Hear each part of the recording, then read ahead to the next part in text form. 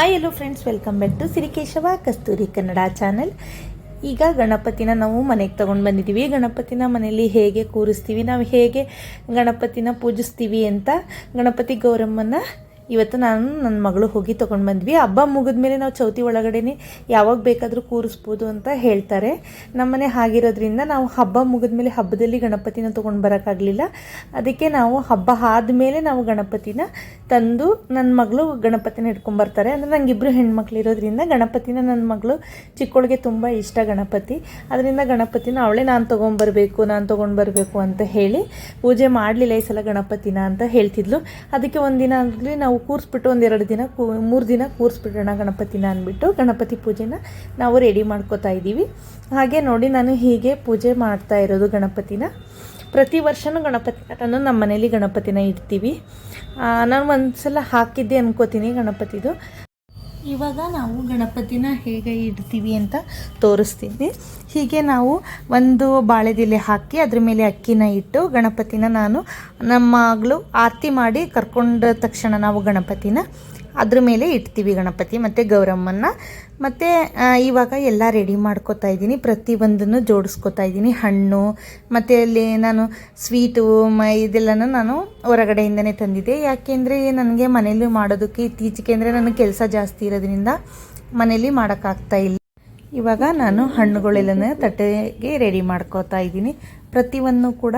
ಆಮೇಲೆ ಗೌರಿಗೆ ಏನೇನೋ ಬಾಗಿನದ ಇದು ಕೊಡ್ತೀವಿ, ತಟ್ಟೆಗೆ ಇಡ್ತೀವಿ, ಅದನ್ನು ಕೂಡ ನಾನು ರೆಡಿ ಮಾಡ್ಕೋತಾ ಇದ್ದೀನಿ. ಹಣ್ಣು ಮತ್ತು ದೇವ್ರಿಗೆ ಬೇಕಾದಂತಹ ಸ್ವೀಟು ಎಲ್ಲ ರೆಡಿ ಮಾಡ್ಕೋತಾ ಇದ್ದೀನಿ ನಾನು.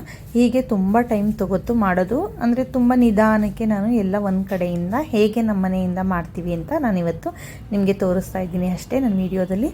ನೋಡಿ, ಹೀಗೆ ನಾನು ಪ್ರತಿ ವರ್ಷವೂ ಇಷ್ಟೇ ಮಾಡೋದು. ತುಂಬ ಗ್ರ್ಯಾಂಡ್ ಅಂತಿಲ್ಲ ಅಥವಾ ತುಂಬ ಸಿಂಪಲ್ ಅಂತಿಲ್ಲ, ನನಗೆ ಎಷ್ಟು ಗೊತ್ತೋ ಅಷ್ಟು ಮೊದಲಿಂದ ನಮ್ಮ ಮನೇಲಿ ಏನು ಪದ್ಧತಿ ಇದೆಯೋ ನಮ್ಮ ಗಂಡನ ಮನೇಲಿ ಅದನ್ನು ನಾನು ನಡೆಸ್ಕೊಂಡು ಬರ್ತಾ ಇದ್ದೀನಿ. ಈ ಸಲ ಅಂದರೆ ಚೌತಿ ಒಳಗಡೆ ಕೂರಿಸ್ಬೇಕು ಅಂತ ಗಣಪತಿ ಗೌರಮ್ಮನ ಹಬ್ಬದ ದಿವಸ ನಾನು ಕೂರ್ಸೋಕ್ಕಾಗಲಿಲ್ಲ. ಅದಕ್ಕೆ ಇವತ್ತು ನಾನು ತಂದು ಪೂಜೆ ಮಾಡಲೇಬೇಕು ಅಂತ ನಾನು ಮಾಡ್ತಾ ಇದ್ದೀನಿ. ಹೂವನ್ನೆಲ್ಲ ಇವಾಗ ಗಣಪತಿ ಗೌರಮ್ಮನಿಗೆ ಹೂವು ಮುಡಿಸ್ತಾ ಇದ್ದೀನಿ. ಹೂವು ಮತ್ತು ಗಣಪತಿಗೆ ಜನಿವಾರ ಹಾಕಬೇಕು. ಆಮೇಲೆ ನಾನು ಮಲ್ಲಿಗೆ ಹೂವು ಮತ್ತು ಸೇವಂತಿಗೆ ಹೂವನ್ನ ದೇವರಿಗೆ ಎಷ್ಟು ಬೇಕಷ್ಟು ಅಲಂಕಾರನ ಮಾಡ್ತಾ ಇದ್ದೀನಿ. ಫಸ್ಟು ನಾವು ಏನು ಮಾಡಬೇಕಂದ್ರೆ ಗೌರಿಗೆ ನಾನು ಮಾಡೋವಂಥದ್ದು ಬೆಲ್ಲ ಮತ್ತು ಇದು ಬ್ಲೌಸ್ ಪೀಸು, ಬಳೆ, ಅರಿಶಿನ, ಕುಂಕುಮ, ಹೂವು ಎಲ್ಲನೂ ಒಂದು ತಟ್ಟೆಗೆ ಫಸ್ಟು ಗೌರಿಗೆ ನಾನು ಬಾಗಿನ ಇಟ್ಟಿದ್ದೀನಿ. ಒಂದೊಂದು ವರ್ಷ ನಾನು ಪ್ರತಿ ವರ್ಷವೂ ಮರ ಕೂಡ ತರ್ತಾಯಿದ್ದೆ. ಈ ವರ್ಷ ಹಬ್ಬ ಮುಗಿದ ಮೇಲೆ ನಾನು ಕೂರಿಸಿರೋದ್ರಿಂದ ನಾನು ಮರನ ತರ್ತಾ ಇಲ್ಲ. ಬರೀ ಇಷ್ಟೇ ಸಿಂಪಲ್ಲಾಗಿ ಈ ಸಲ ಗಣಪತಿನ ಮಾಡಲೇಬೇಕು ಅಂತ ಮಾಡ್ತಾಯಿದ್ದೀನಿ. ಬಿಟ್ಟರೆ ಹಾಗೆ ಬಿಡ್ತಾನೆ ಇರಬೇಕಾಗತ್ತೆ ಅಂತ ಹೇಳ್ತಾ ಇರ್ತಾರೆ. ಒಂದು ಸಲ ತಪ್ಪೋದ್ರೆ ತಪ್ಪೋಗ್ತಾ ಇರುತ್ತೆ ಯಾವಾಗಲೂ ಅಂತ. ನಾನು ಯಾವಾಗಲೂ ಗಣಪತಿನ ಕೂರಿಸೋದ್ರಿಂದ ಈ ಸಲನೂ ಕೂರಿಸಲೇಬೇಕು, ಗಣಪತಿ ನಮ್ಮ ಮನೆಗೆ ಬರಬೇಕು ಅವರು ಗಣಪತಿ ಗೌರಮ್ಮ ಅಂತ ನನ್ನ ಆಸೆ. ನೋಡಿ, ನಾನು ಗೆಜ್ಜೆ ವಸ್ತ್ರ ಕೂಡ ರೆಡಿ ಮಾಡ್ಕೊಂಡಿದ್ದೀನಿ. ಇವಾಗ ನಾವು ದೇವರಿಗೆ ಹೂವಿಗಿಂತ ಗೆಜ್ಜೆ ವಸ್ತ್ರ ತುಂಬ ಮುಖ್ಯ ಅಂತ ಹೇಳ್ತಾರೆ. ಯಾಕೆಂದರೆ ನಾವು ಏನು ದೇವರಿಗೆ ಅರ್ಪಿಸ್ತೀವೋ ಇಲ್ವೋ ಗೆಜ್ಜೆ ವಸ್ತ್ರ ಹಾಕಿದ್ರೆ ದೇವರು ತುಂಬ ಪರಿಣಾಮವಾಗಿ ನಮಗೆ ಒಳ್ಳೇದು ಮಾಡುತ್ತೆ ಮತ್ತು ಅದಕ್ಕೆ ಒಂದು ಶಕ್ತಿ ಬರುತ್ತೆ ಮನೆಯಲ್ಲಿ ಅಂತ ಹೇಳ್ತಾರೆ. ಅದರಿಂದ ನಾನು ಕಳಶಕ್ಕೆ ಮತ್ತು ನಾವು ಯಾವುದೇ ದೇವ್ರು ಕೂರಿಸ್ಲಿ ನಾವು ಗೆಜ್ಜೆ ವಸ್ತ್ರ ಹಾಕೋದು ತುಂಬ ಒಳ್ಳೆಯದು ಅಂತ ಹೇಳ್ತಾರೆ. ಹೂಗಿಂತನೂ ಮೇನು ಗೆಜ್ಜೆ ವಸ್ತ್ರ ಹಾಕೋದು ಒಳ್ಳೆಯದು ಅಂತ ನಮಗೆ ಹೇಳಿದ್ದಾರೆ.